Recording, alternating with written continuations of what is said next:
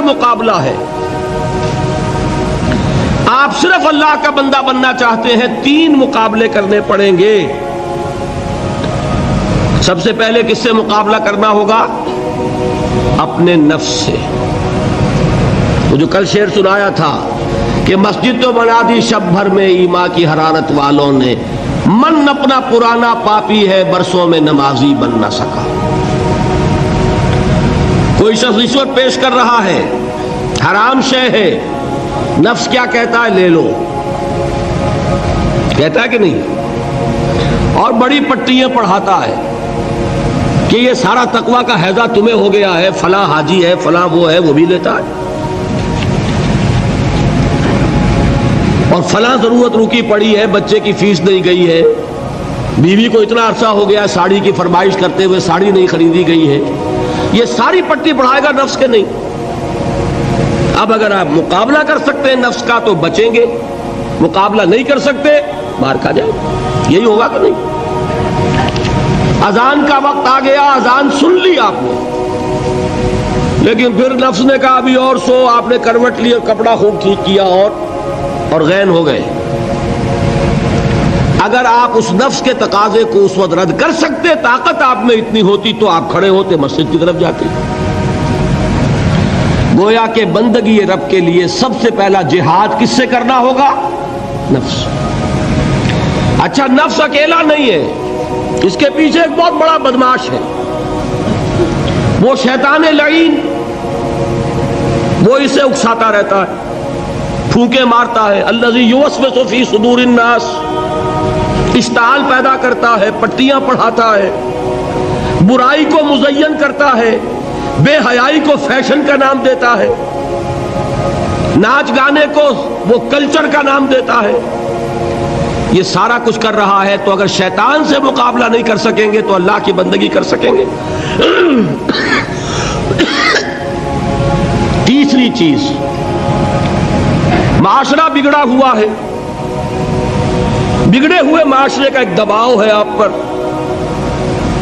یہ بالکل ایسے جیسے ایک ہجوم ایک طرف جا رہا ہو تو ادھر جانا آسان اور مقابلے میں جانا بہت مشکل، زور لگانا پڑے گا نا.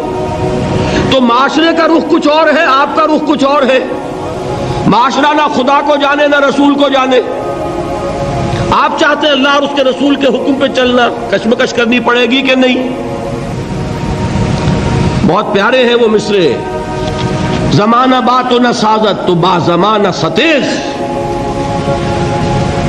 زمانہ تمہارے ساتھ اگر موافقت نہیں کر رہا، زمانے سے جنگ کرو.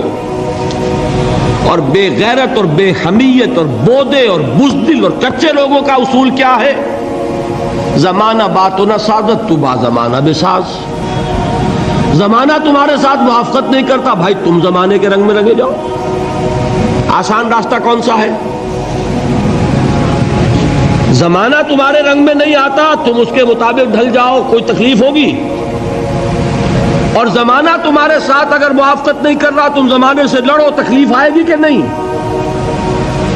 3 جہاد کرنے پڑیں گے تو انسان اللہ کا بندہ بن سکے گا. بات سمجھ میں آئی؟ اسی لیے جب پوچھا گیا حضور سے ای الجہاد افضل یا رسول اللہ، اے اللہ کے رسول سب سے افضل جہاد کون سا ہے؟ آپ نے فرمایا ان تجاہد نفسک فی طاعت اللہ. سب سے افضل جہاد یہ کہ اپنے نفس سے جہاد کرو، کشمکش کرو، مقابلہ کرو، تاکہ اسے اللہ کا مطیع بناؤ. یہ جہاد ہے افضل الجہاد. پہلے میں نے کہا تھا پہلی منزل سب سے اہم، تو جو پہلی منزل کا جہاد ہے وہ افضل الجہاد. بالکل 2 اور 2 4 کی طرح کی بات ہے. اور اسی کو کہا گیا جہاد اکبر. جب آپ غزوہ تبوک سے واپس آئے ہیں، آپ نے فرمایا مسلمانوں یہ نہ سمجھنا جہاد ختم ہو گیا. رجعنا من الجہاد الاصغر الى الجہاد الاکبر. وہ تو چھوٹا جہاد تھا جو ہم کرنے گئے تھے کافروں سے خلاف. یہ بڑا جہاد ہے جو مدینے میں رہ کر ہوگا، ہر آن ہوگا.